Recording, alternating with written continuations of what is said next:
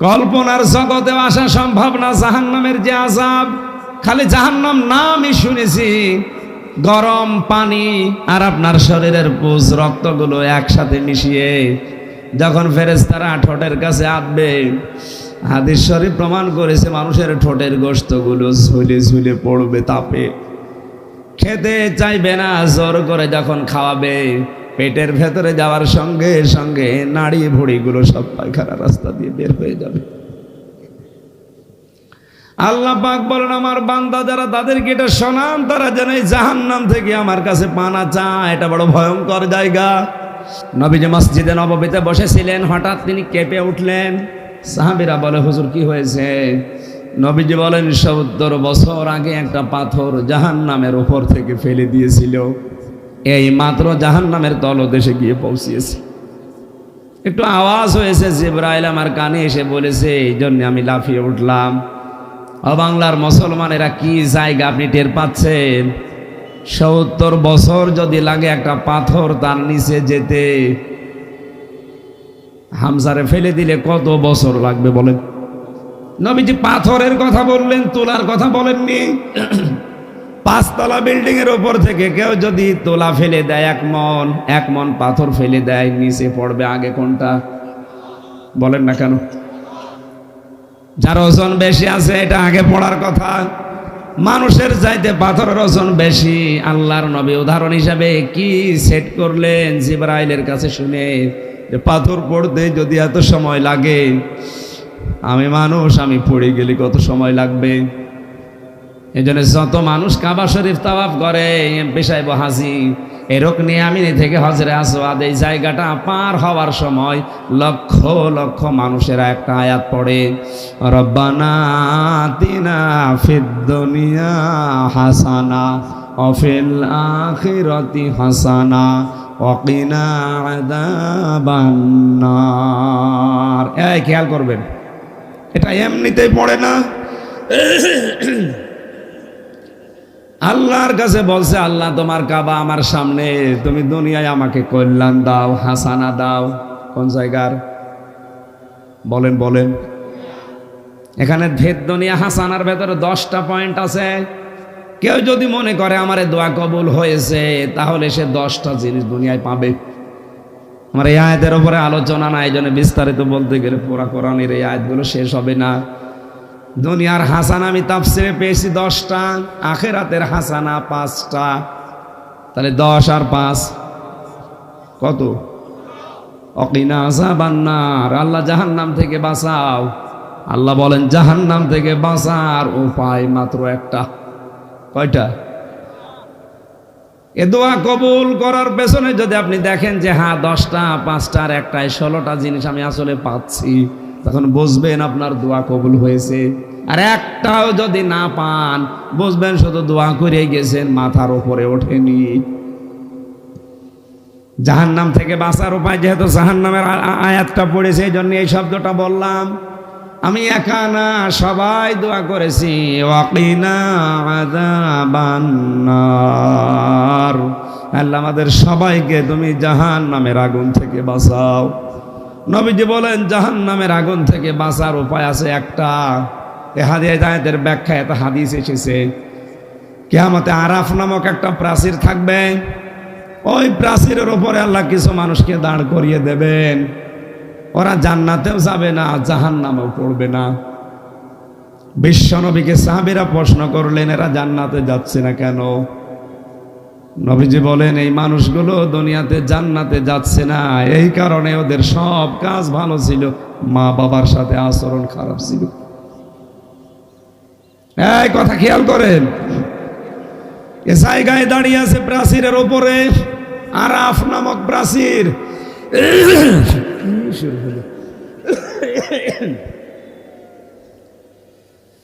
নবীজি বলেন ওদের জীবনের সব কাজগুলো আমরা পেয়েছি, কিন্তু ওই লোকটার জীবনে মা বাবার সাথে আচরণ খারাপ করত। আজকে একটা ভিডিও ভাইরাল হয়েছে, দেখেছেন?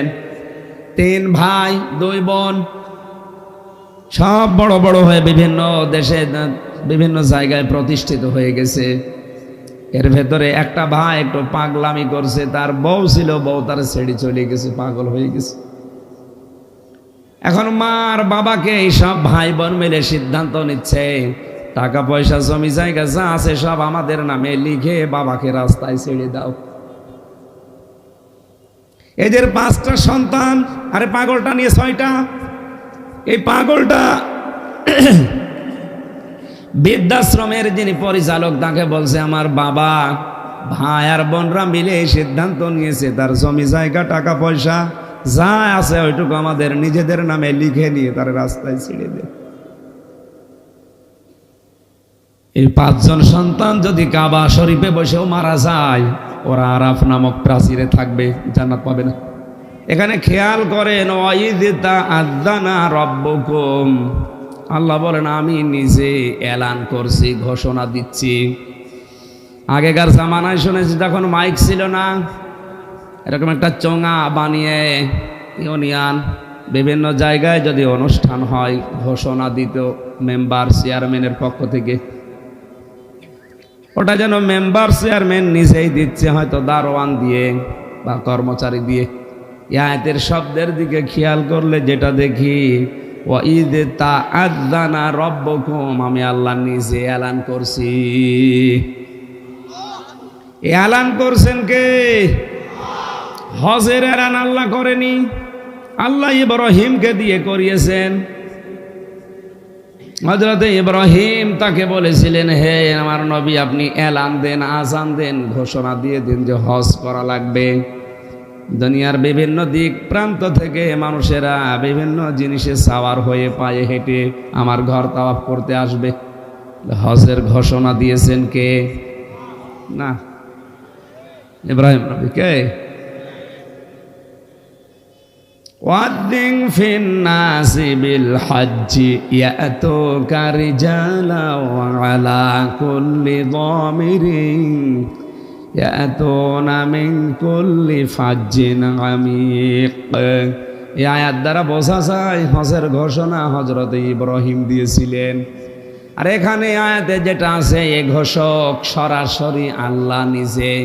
টাঙ্গাইলবাসী মেধা যোগ্যতা যদি আপনার বুঝ থাকে, ভাবেন আল্লাহ নিজে মাইক নিয়ে ডাকছে, হে টাঙ্গাইলবাসী লাইন শাখার দম, যদি আমার নিয়ামতের শুকরিয়া আদায় করো, লাযিদান্নাকুম, লামে তাকিদ নুনে সাকিলা, আল্লাহ গ্যারান্টি দিয়ে জানিয়েছেন অবশ্যই আমার আল্লাহর নিয়ামত বৃদ্ধি করতেই থাকবে।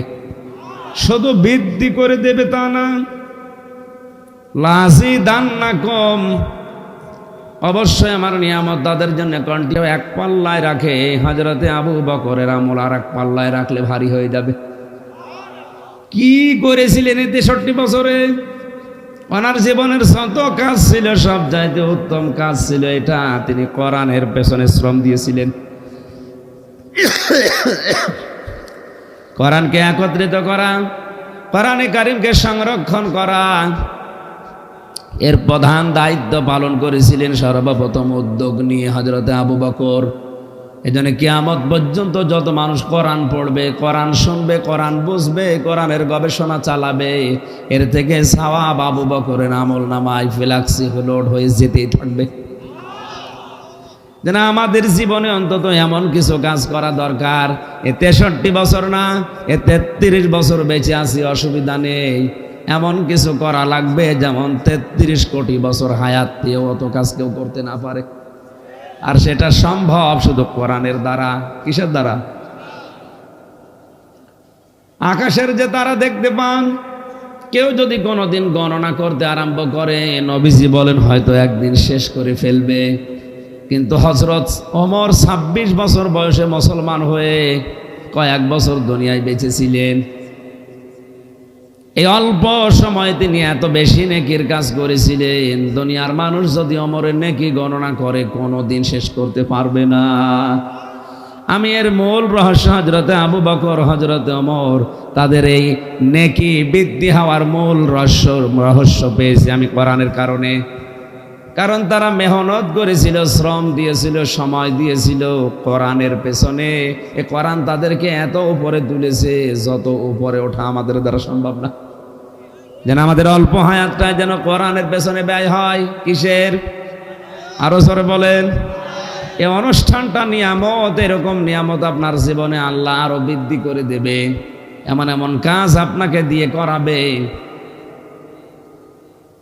এখানে আর একটা হাদিস বলা দরকার। কোনো মানুষ যদি মনে করে আমার পেছনের জীবনের যে ইবাদত বন্দেগী করলাম এটা কবুল হচ্ছে নাকি আন্দাজেই করে যাচ্ছি, নবীজি বলেন তুমি বুঝবে ওই সময় যখন তোমার আচার আচরণ কোরআন কেন্দ্রিক হবে, কোরআনে বর্ণিত নিয়ম নীতি অনুযায়ী তোমার আচার আচরণ, মুআমালাত, মুআশারাত, এমনকি কথাবার্তারাও যখন বলো ওয়াকুলু লিন্নাসি হুসনা, মানুষের সাথে কথা বললেন নরম কথা, আনন্দের কথা, সুন্দর ভাষায় বলো। এই যে কথা বলা মানুষের সাথে হেসে হেসে মানুষকে আনন্দ দেওয়ার জন্য, কষ্ট না দিয়ে, এইটাও একটা ইবাদত। এটা কি? এজন্য কোরআন কেন্দ্রিক জীবন যদি আমাদের গঠন হয়ে যায় তাহলে বুঝবেন যে আপনার পেছনের 33 বছরের জীবনের ইবাদত অন্তত কবুল হয়েছে। এই হাদিসটা আমি পেয়েছি, নবীজি বলেন আমান আমিলা বিহি উজিরা, যারা কোরআন দিয়ে আমল করবে, কাজ করবে, এদের পুরস্কার আল্লাহ নিজের হাতে দান করবে। টাঙ্গাইলবাসী ভুল বুঝবেন না। অনেকে মনে করে তাহলে আমি হাদিস দেখে আমল করি, ফাজাইলের কিতাব দেখে আমল করি, আমার কিছু হবে না। হ্যাঁ হবে। আপনাকে যদি আল্লাহ পুরস্কার দেয়ও হয় নবীদের দিয়ে, রাসূলদের দিয়ে, ফেরেশতাদের দিয়ে পৌঁছিয়ে দেবেন।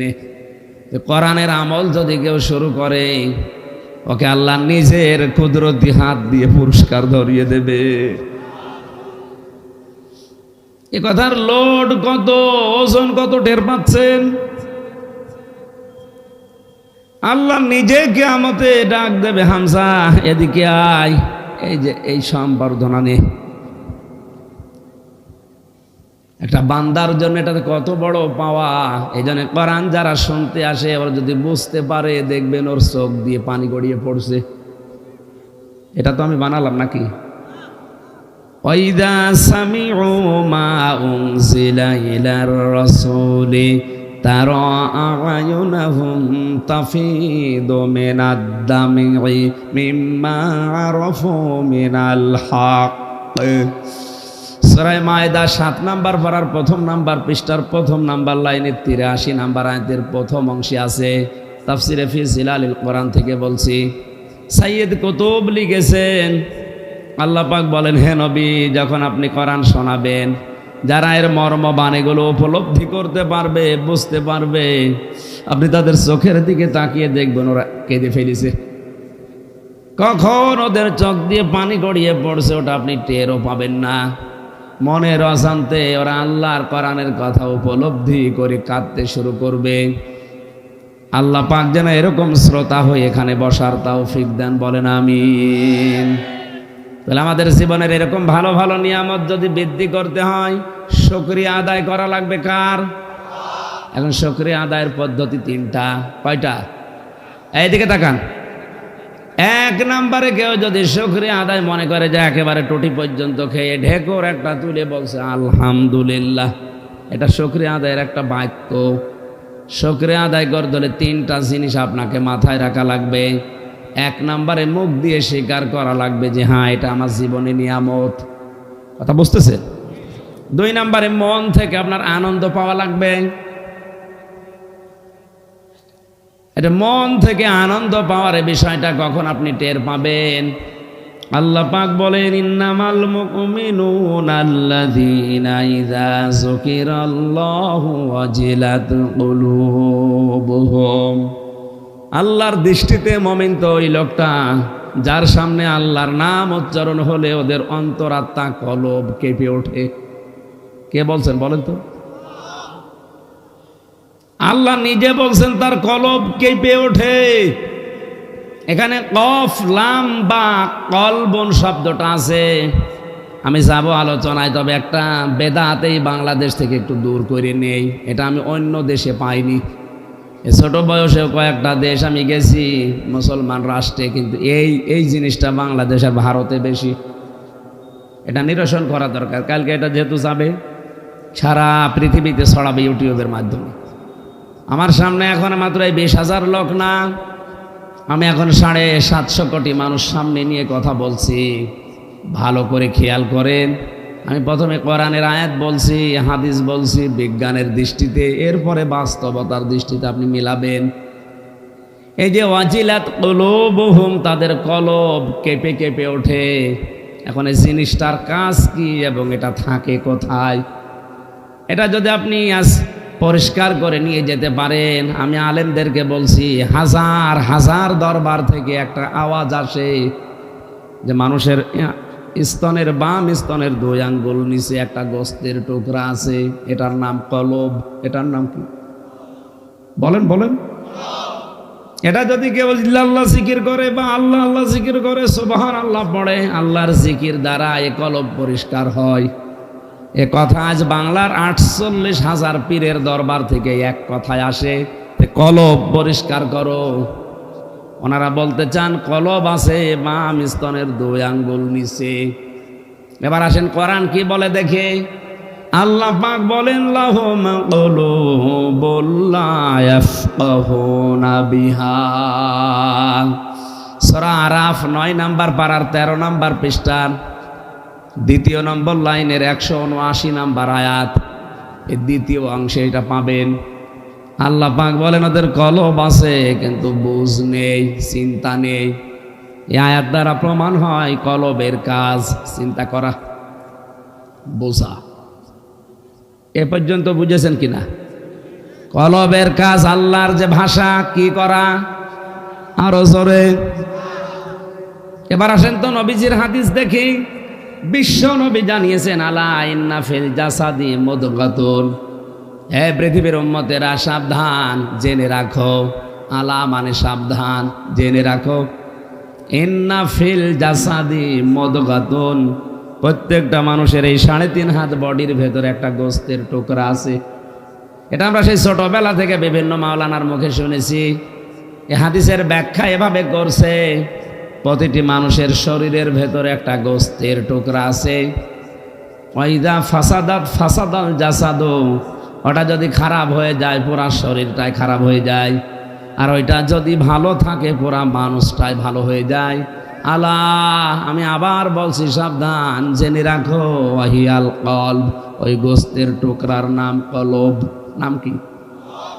এই হাদিস পর্যন্ত বুঝেছেন কিনা? না, আপনি বোঝেন। শব্দটার দিকে খেয়াল করেন, আলা ইন্না ফিল জাসাদি। আলা মানে জেনে রাখো, সাবধান। ইন্না মানে নিশ্চয়, ফি মানে মধ্যে, জাসাদ মানে শরীর, মদগা মানে গোস্তের টুকরা। আমার ঠিক আছে। এবার হাদিসের বাস্তবতা আমি নিয়ে যাচ্ছি।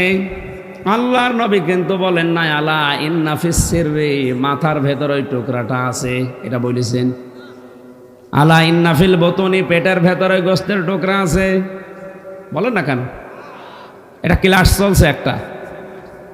আল্লাহর নবী জানিয়েছেন পুরা শরীরের ভেতরে কোথায় আছে ওইটা তোরা বের কর। ওই গোস্তের টুকরা ভালো হয়ে গেলে পুরা মানুষ ভালো হয়ে যায়, ওটা খারাপ হয়ে গেলে পুরা মানুষ নষ্ট হয়ে যায়। এবার শব্দটা আমি দেখলাম, আলা ইন্না ফিল জাসাদি মুদগাতুন। শব্দটা মুদগা কি বলেন বলেন? মুদগা হওয়ার জন্য বিজ্ঞান এখন পরীক্ষা করে দেখছে যে 3টা শর্ত লাগে ওর ভেতরে। কোন জিনিস যদি মুদগা বলতে চান, মায়ের পেটের ভেতরে রেহেমে যে সন্তানটা আছে, প্রথমেই বীর্যটা 40 দিনই হয় আলাক। আলাক মানে জ্বলন্ত। আলাক মানে কি? মাটির নির্যাস, জ্বলন্ত যোগ যাই বলেন। 2 নম্বরের স্টেপে 40 দিন পরে যেটার আকৃতি পায় তার নাম মুদগা। তার নাম কি?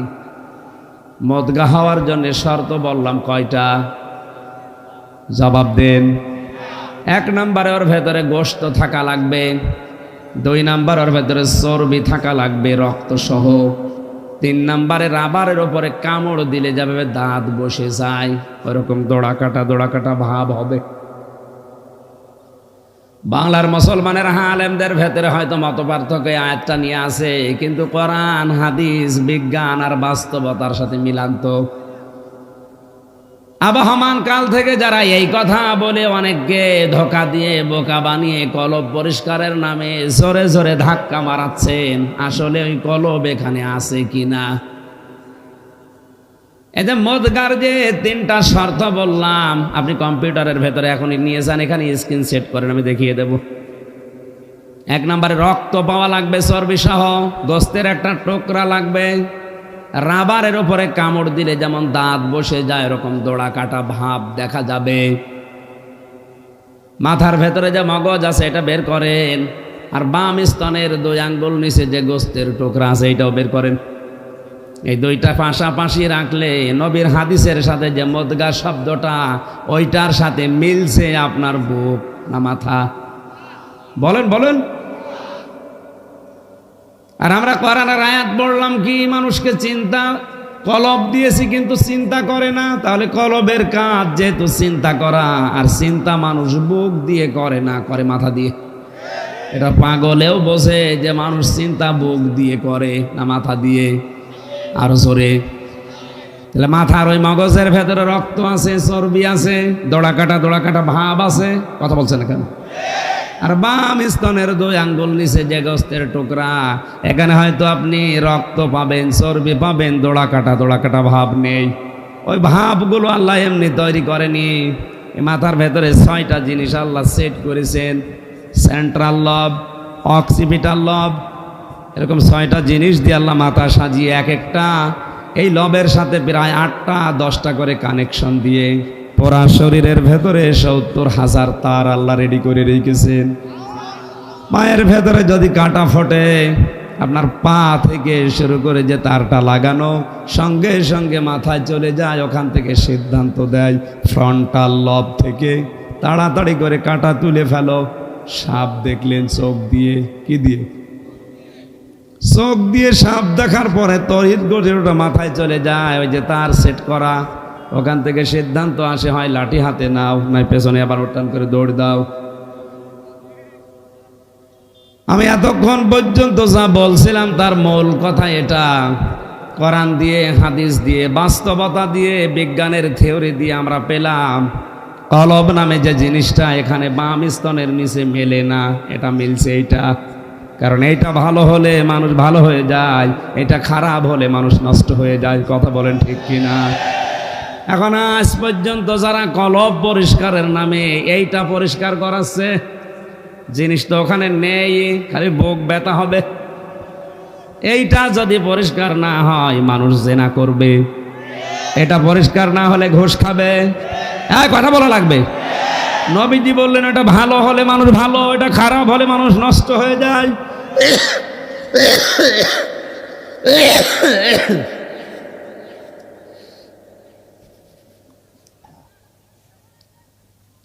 এ কথা যদি এখন কোরআন, যারা শিক্ষিত মানুষ আছে, কোরআন দিয়ে, হাদিস দিয়ে, বিজ্ঞান দিয়ে যদি প্রমাণ করে ফেলে যে এতদিনে বাবা যা বলেছে মিলছে না, কারণ চিন্তা মানুষ বুক দিয়ে করে না, করে মাথা দিয়ে, তখন ওদের ব্যবসা, ওদের দরবারে এমনি বন্ধ হয়ে যাবে।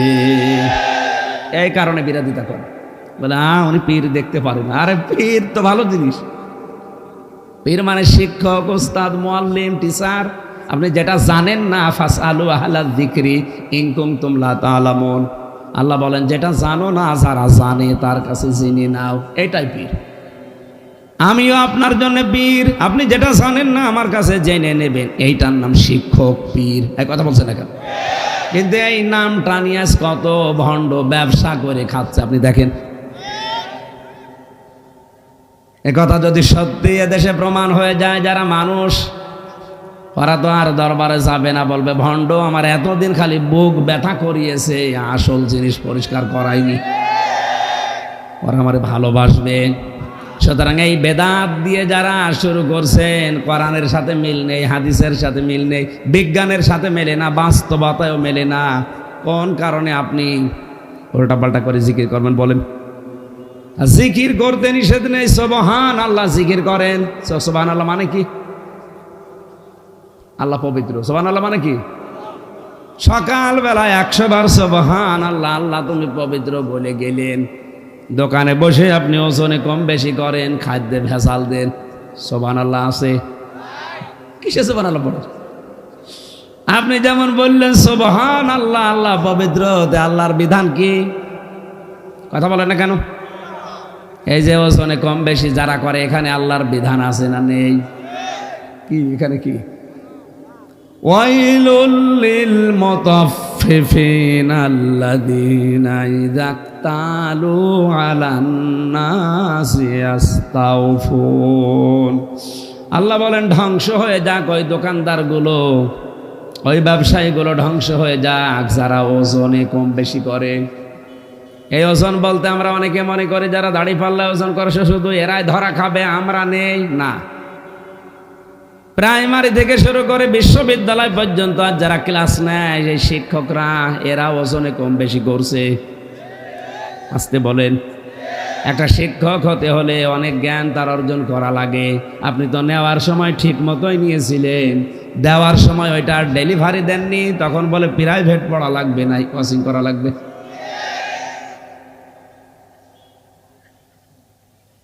এই যে মঞ্চের চেয়ারগুলো, এই মেম্বারগুলো, এগুলো কিন্তু একটা আমানত। আমি হক কথা বলার জন্য আপনি সে কুষ্টিয়া থেকে আমরা নিয়ে আসলেন।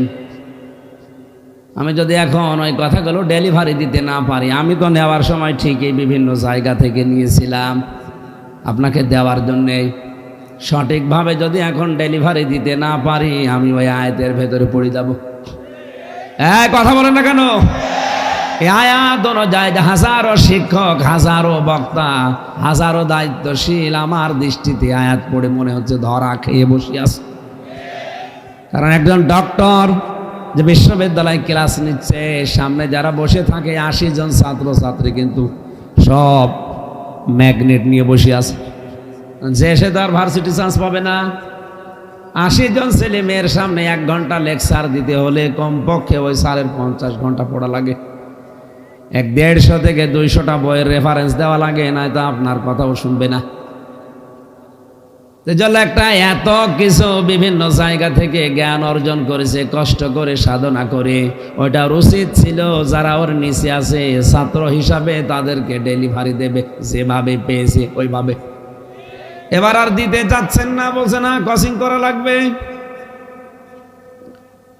কুষ্টিয়া বিশ্ববিদ্যালয় সহ বাংলাদেশের বহু ভার্সিটি থেকে ক্লাস বাদ দিয়ে অনেক স্যারেরা ঢাকায় গিয়ে প্রাইভেট ভার্সিটিতে ক্লাস নেয়।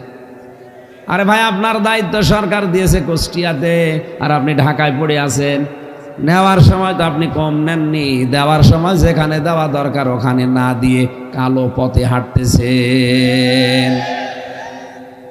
অজিলাত কুলুবুহুম শব্দটার ব্যাখ্যা করার জন্য পর্যন্ত আমি এসেছিলাম। সত্যিই যদি মানুষের ভেতরে মনুষ্যত্ব থাকে, ও যদি কোরআনের কোনো শব্দ বুঝতে বুঝতে চেষ্টা করে, অবশ্যই তার কলিজায় কাঁপ ধরবে। মনের অজান্তেই কখন তার চোখ দিয়ে যেন পানি গড়িয়ে পড়বে। আল্লাহ পাক বলেন এটা যেহেতু আমার নিয়ামত, এই নিয়ামতের শুকরিয়া আদায় করবা। মুখে স্বীকার, অন্তরে একটা আনন্দ আনন্দ ভাব লাগবে, খুশি খুশি লাগবে। 3 নম্বরে আল্লাহর যে নিয়ামত পেয়েছো, ওই নিয়ামতের সঠিক ব্যবহার তার নির্দেশ মতো করা লাগবে। এই 3টা শর্ত। এই 3টা শর্তের ভেতরে 1 নম্বরে মুখে স্বীকার, 2 নম্বরে অন্তরে প্রভাব সৃষ্টি করা, 3 নম্বরে কাজে পরিণত করে আল্লাহর বিধানে ওইটা চালানো। এটা যদি কেউ করতে পারে, লাযিদান্নাকুম, আল্লাহ গ্যারান্টি দিচ্ছেন অবশ্যই তার জীবন ওই নিয়ামত আমি বাড়াতেই থাকবো। আপনি কোরআনের এরকম হাজার হাজার অনুষ্ঠান জীবনে পাবেন। হযরতে আবু বকর কোরআনের পেছনে শ্রম দিয়ে, হযরত ওমর কোরআনের পেছনে সময় দিয়ে, তারা যদি আজ চিরন্তন হয়ে যেতে পারে, অমর হয়ে যেতে পারে, আমরা কি মানুষ না? আমরা পারবো না কেন? এখন থেকে সিদ্ধান্ত হবে জীবনে কোরআনের সাথে যে জিনিসের সম্পর্ক, জীবন গেলে ওইটা ছাড়বো না। ওয়ালাইন কাফারতুম, যদি কুফরি করো, না শুকরিয়া করো, গুরুত্ব না দাও, ইন্না আযাবি লাশাদীদ, ওইটা তো কেড়ে নেবই নেব, অবশ্যই আমার আযাব কঠিন, তার ভেতরে ফেলে দেব। জোরে বলেন নাউজুবিল্লাহ। রাসূলুল্লাহর যে কথাটা বলার জন্য আমি মনে মনে করছিলাম, ওইটা আবার মনে এসেছে। এই তাকান এদিকে। বিশ্ব নবীর আদর্শ পেয়ে যারা খুশি, আমরা সবাই বললাম একমাত্র আদর্শ বিশ্বনবী মুহাম্মদ রাসূলুল্লাহ সাল্লাল্লাহু আলাইহি সাল্লাম। জায়াতটা দিয়ে আমাদের এই দেশে আর ভারতে পাকিস্তানে ওয়াজ করে বেশি মানুষ, তার নাম সূরা আলে ইমরানের 31 নম্বর আয়াত। একটু খেয়াল করে শুনবেন, 5-7 মিনিট মন লাগিয়ে শোনেন, দেখেন নতুন একটা জিনিস আজকে বের হবে। কুল ইন কুনতুম তুহিব্বুনাল্লাহা ফাত্তাবিউনি ইউহিব্বুকুমুল্লাহ ওয়া ইয়াগফির লাকুম যুনুবাকুম আল্লাহু গফুরুর রহিম। সূরা আলে ইমরান 3 নম্বর পারা 13 নম্বর পৃষ্ঠা 4 নম্বর লাইনের 31 নম্বর আয়াতে আছে। এটা তাফসিরে ইবনে কাসির থেকে বলছি। আল্লাহ পাক বলেন, নবী আপনি বলুন। আলেম যারা আছেন একটু খেয়াল করেন ভাই। হ্যাঁ নবী আপনি বলুন, ইন কুনতুম তুহিব্বুনাল্লাহ, যদি আল্লাহকে ভালোবাসিয়ে দাবি করো। এ দাবি আমাদের নেই, বলেন না কেন? এ দাবি যারা করো তাদেরকে আল্লাহ বলছেন, যদি এই দাবি করো যে আল্লাহ তোমাকে ভালোবাসি, এ দাবির পেছনে একটা তোমাকে কথা মানা লাগবে। ফাত্তাবিউনি, তাহলে আমার নবীর অনুসরণ করো। কার? কেউ যদি বলে আল্লাহ তোমাকে ভালোবাসি, আল্লাহ বলে দাঁড়া, এ ভালোবাসার প্রমাণ দেওয়া লাগবে আমার নবীর অনুসরণের মাধ্যমে। যদি কেউ নবীকে অনুসরণ করা শুরু করে, আল্লাহ পাক জানিয়েছেন 2টা পুরস্কার তাকে দেওয়া হবে। ইউহিব্বুকুমুল্লাহ, আল্লাহ নিজেই তাকে ভালোবাসা আরম্ভ করবে। এখানে যদি 10,000 মানুষ থাকে, আমার মনে হয় খুব বেশি হলেও 10 জন মানুষ এই পর্যন্ত বুঝেছেন, বাকি আন্দাজে মাথা নাড়াচ্ছেন। শব্দের দিকে খেয়াল করেন তো। কেউ যদি বলে আল্লাহ তোমাকে ভালোবাসি, আল্লাহ বলেন এটা রাখ, তোকে আমার রাসূলের অনুসরণ করা লাগবে। এই অনুসরণ যখন আপনি শুরু করবেন, তখন আল্লাহ 2টা পুরস্কারের ঘোষণা দিয়েছেন। 1 নম্বরে আল্লাহ নিজে আপনাকে উল্টা করে ভালোবাসা আরম্ভ করবে, না করেছে? শব্দটা কিন্তু মজারে, বর্তমান ভবিষ্যৎ, প্রেজেন্ট ফিউচার। আল্লাহ মাঝির শব্দ, অতীতের শব্দ দেননি যে আপনি রাসূলকে অনুসরণ করলে আল্লাহ আপনাকে ভালোবেসে ফেলেছে, না। আপনি যখন থেকে অনুসরণ আরম্ভ করবেন, ওই জায়গা থেকে আল্লাহ আপনাকে ভালোবাসা শুরু করবে। তাহলে রাসূলকে অনুসরণ কি? মাথা থেকে পা পর্যন্ত রাসূলকে যেভাবে আল্লাহ পাঠিয়েছেন, যেভাবে তিনি দেখিয়েছেন, ওইভাবে আপনাকে দেখানো লাগবে। মাথার চুলের কাটিং হবে নবীজির মতো, মোষের সাইজ হবে নবীজির মতো, দাড়ির সাইজ হবে নবীজির মতো, পোশাক আশাক বাকি যা আছে সব অনুসরণ লাগবে নবীজির। ও বাংলার মুসলমানেরা, আপনি বলেন তো, এখন মাথা থেকে শুরু করে রান্নাঘর থেকে সংসদ এ পর্যন্ত নবীজির অনুসরণ কোন জায়গায় আছে?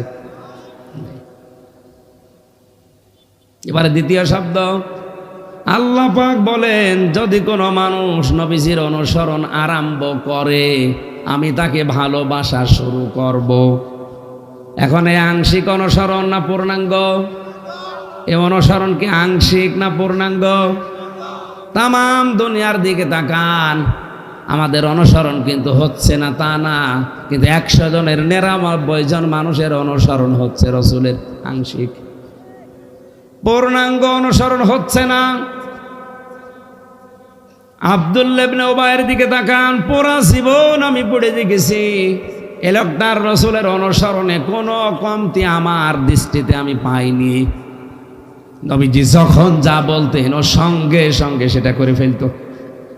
নবীজির পেছনে নামাজ পড়তো, আল্লাহর নবীর মতো দাঁড়িয়ে রেখেছিল, নবীজির মতো জামা গায়ে দিত, বিশ্ব নবী মুহাম্মদ রাসূলুল্লাহর সাথে রোজা রাখতো। নবীজি একদিন বলেছিলেন, আল্লাহর কাছে 2টা নাম কিন্তু প্রিয়, একটা আব্দুর রহমান আর একটা আব্দুল্লাহ। বৈঠকে বসা ছিল আব্দুল্লাহ বিন উবাই, পেছন দিক থেকে এক দৌড়ে বাড়িতে এসে বলছে, সন্তান এদিকে আয়। নবীজির মুখে শুনেছি, আল্লাহর কাছে প্রিয় নাম আব্দুল্লাহ, আজকে থেকে তোর নাম আমি রেখে দিলাম আব্দুল্লাহ। তোর ছেলেকে ডাক দে, নাতি ছেলে এসেছে। ডাক দিয়ে বলে, তোর নাম কি রেখেছে জানি না, আজকে থেকে তোর নাম আব্দুল্লাহ। নিজের বাবার নাম পাল্টিয়ে দিয়েছে আব্দুল্লাহ, এমনকি নিজের নামও পাল্টিয়ে দিয়েছে আব্দুল্লাহ। আপনি একটু ভাবেন তো, তার অনুসরণ রসুলের কথা শোনার পরে কম ছিল না বেশি ছিল? হ্যাঁ বলেন। পুরা জীবনটার ভেতরে কোনো দুর্বলতা, কোনো ফাঁক ফোকর আমি পাচ্ছিলাম না। একটা জায়গায় রসুলের অনুসরণ করতো না, আর রাজনৈতিক জীবনে এই জায়গায় ওর আদর্শ ছিল আবু জেহেল। এই একটা মাত্র কারণে আমার আল্লাহ তাকে শুধু জাহান্নামে দেবে না, জাহান্নামের একেবারে নিচে দেবে। এবার আপনার বিবেকে কি বলে আপনি বলেন? আপনি নামাজ পড়েন আমির হামজার পেছনে টাঙ্গাইলে, আর এই লোকটা নামাজ পড়েছে মসজিদে নববীতে রাসূলুল্লাহর পেছনে। ওর মাথা থেকে পা পর্যন্ত পুরাটাই ঠিক ছিল, কিন্তু একটা মাত্র জায়গায় ভুল করে আল্লাহ ওকে মুনাফিকের সর্দার বলে ঘোষণা দিয়েছে। বলেন নাউজুবিল্লাহ। তাহলে আমাদেরও এখন অনুসরণ হবে রসুলের আংশিক না পূর্ণাঙ্গ? আরো জোরে বলেন। কেউ যদি পূর্ণাঙ্গ অনুসরণ আরম্ভ করে দেয়, আল্লাহর ঘোষণা, আল্লাহ তাকে ভালোবাসা শুরু করবে। সুতরাং এই ময়দানে যারা এখনো রসুলের আদর্শকে পূর্ণাঙ্গ অনুসরণ করতে পারেননি, আপনি আকাশ দিয়ে উড়ে যেতে পারেন, কিন্তু আল্লাহ আপনাকে ভালোবাসা শুরু করেনি। এক কথা বলা রাখবে। এ আয়াত অনুযায়ী বাংলাদেশ আজ হাজারো আলেম, হাজারো পীর, হাজারো ইমাম এরা ধরা খাবে। এই কারণে এদের অনুসরণ অধিকাংশ আংশিক, পূর্ণাঙ্গ হচ্ছে না। আর বাকিগুলো তো বাদই দিলাম। আজ বিশ্ব অলি হয়ে বসে আছে অনেকে। এই সখীপুর মসজিদে কেউ যদি যে দেখে ইমাম সাহেব দাড়ি কেটে সফা বানিয়ে ফেলেছে, মুসল্লি বলবে, হুজুর আপনার দাড়ি কই? ইমাম যদি বলে, বেটা ধরো তো দাড়ি নেই, মুসল্লি বলবে, হুজুর দাড়ি ছাড়া মুসল্লি হওয়া যায়, দাড়ি ছাড়া ইমাম হওয়া যায় না। এ কথা বলবে কিনা? কি বুঝলেন এখান থেকে? টাঙ্গাইলের সখীপুরের এই দিঘির চালা না কি এলাকা, আষাঢ়িয়া চালা, এ ছাতা তো কুষ্টিয়ায় গেলে কিয়ামতের আগে কেউ চিনবে না। কুষ্টিয়াতে কেউ যদি বলে আষাঢ়িয়া পাড়া বাড়ি আমার, থানা জেলা না বলা পর্যন্ত কিয়ামতের আগে চিনবে। এই জায়গার একটা মসজিদের ইমাম হিসাবে আপনি মেনে নিতে পারছেন না লোকটা দাড়ি কাটে তাই, অথচ দাড়ি কেটে আজ অনেকে বিশ্ব অলির দাবি করছে, হোমড়ি খেয়েছে পড়ে। আলে ওর ভেতরে রসুলের আদর্শই নেই, তো বিশ্ব অলি হয় কি করে? আয়াতের শেষ কথা ছিল, আল্লাহ যদি কাউকে ভালোবাসা আরম্ভ করে, আমার আল্লাহ পুরস্কার হিসাবে তার জীবনের অপরাধগুলো মাফ করে এখনই দিয়েছে তা না। ওয়াগফির লাকুম যুনুবাকুম। আল্লাহ পাক বলেন, যখন আমার রসুলের অনুসরণ পূর্ণাঙ্গভাবে অনুসরণ করার সিদ্ধান্ত নিয়ে লোকটা নেমে পড়বে, আমি আল্লাহ নিজে তাকে ভালোবাসা আরম্ভ করব। আর আমি যাকে ভালোবাসি ওর জীবনের অপরাধ একটাও রাখবো না, সব মাফ করে দেব। এই জন্য জাম্বন না দিয়ে জুনুব দিয়েছেন। আল্লাহ আমাদেরকে আয়াতটা বাস্তবতার নিরিখে বোঝার তৌফিক দিন, বলেন আমিন। সূরা ফুরকান থেকে আমি মাত্র একটা আয়াত পড়েছি, 63 নম্বর আয়াতটা।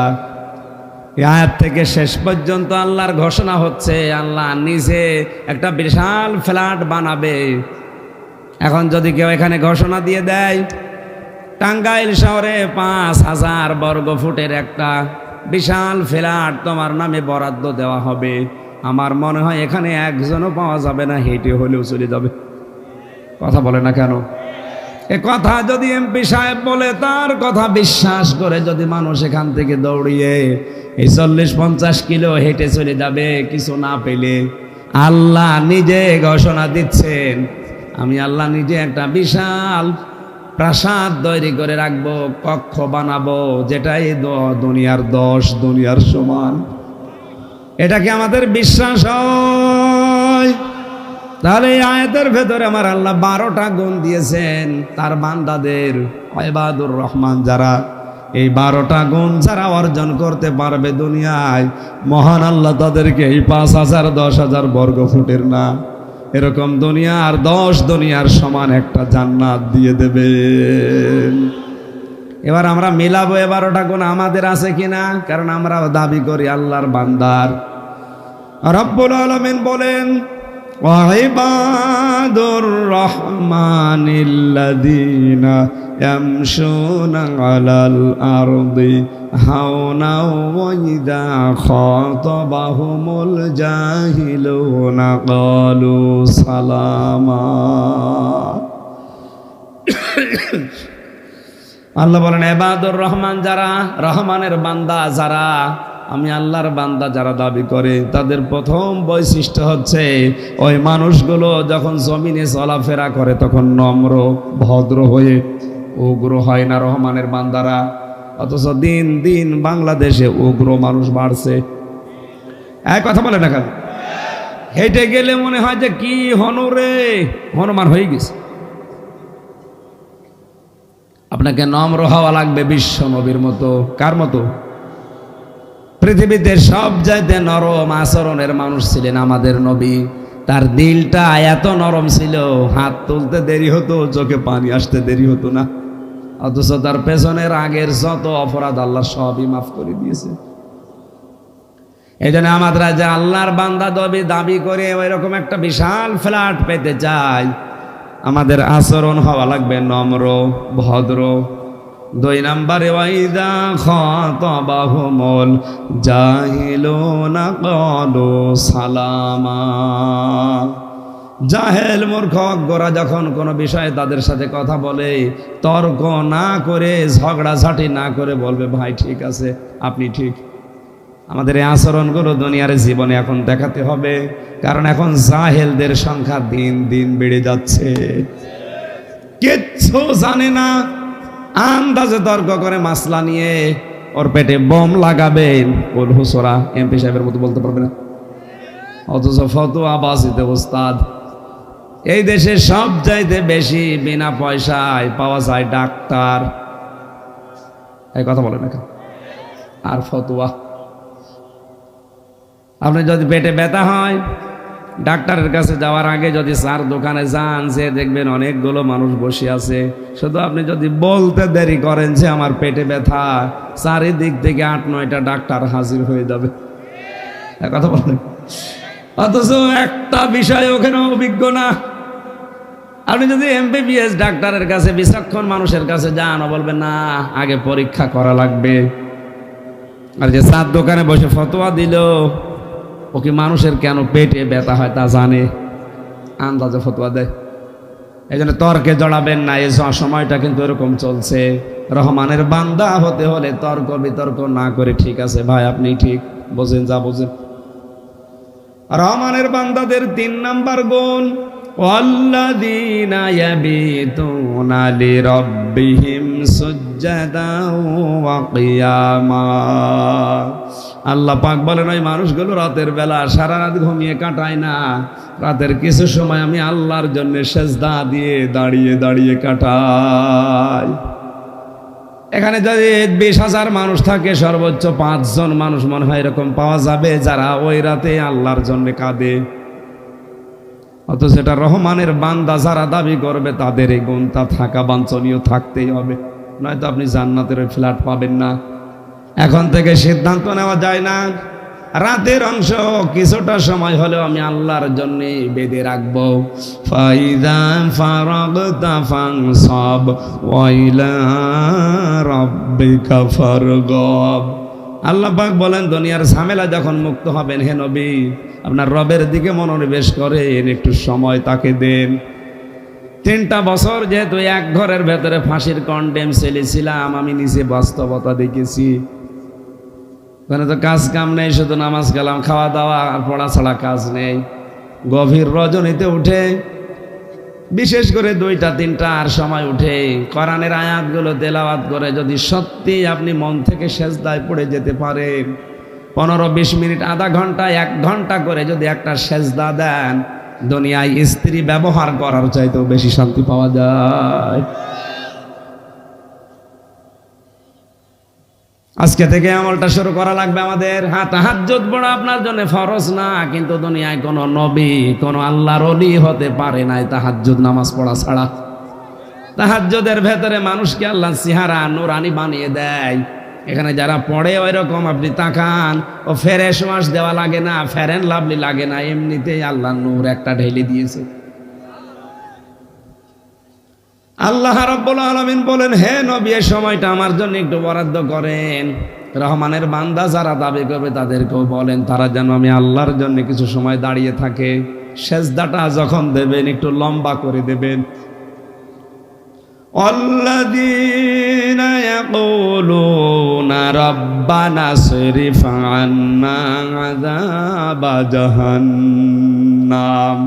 রহমানের বান্দা যারা তাদের আরেকটা গুণ, তারা জাহান্নাম থেকে আল্লাহর কাছে পানা চায়। কি থেকে? আরো জোরে। এখানে শিক্ষা আছে, বসেন। সুবহানাল্লাহ আলহামদুলিল্লাহ লা ইলাহা ইল্লাল্লাহ।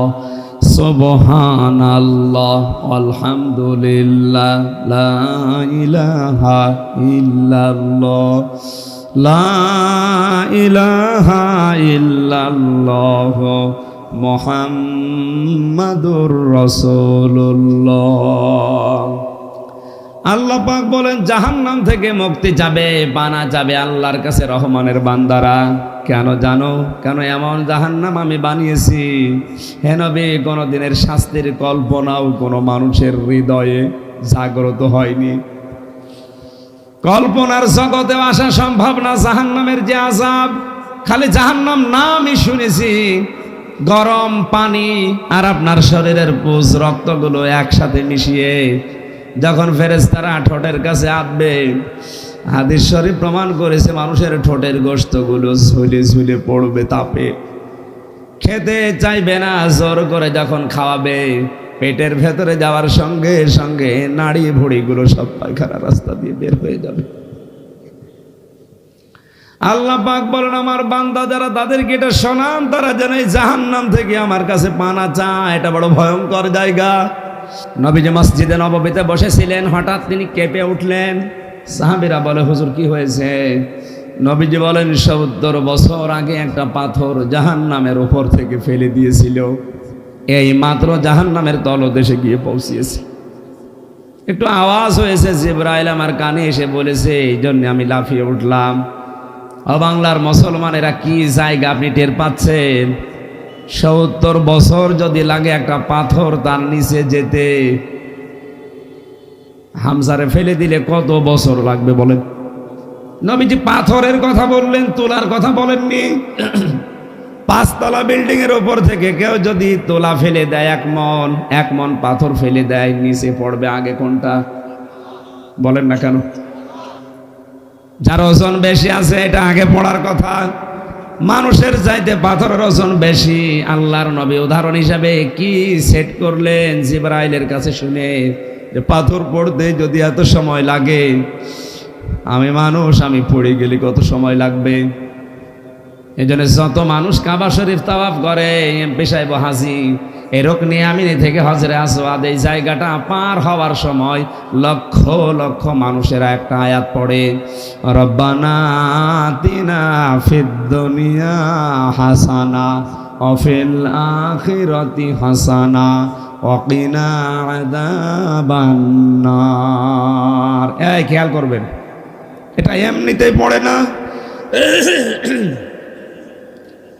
আল্লাহর কাছে বলছে, আল্লাহ তোমার কাবা আমার সামনে, তুমি দুনিয়ায় আমাকে কল্যাণ দাও, হাসানা দাও।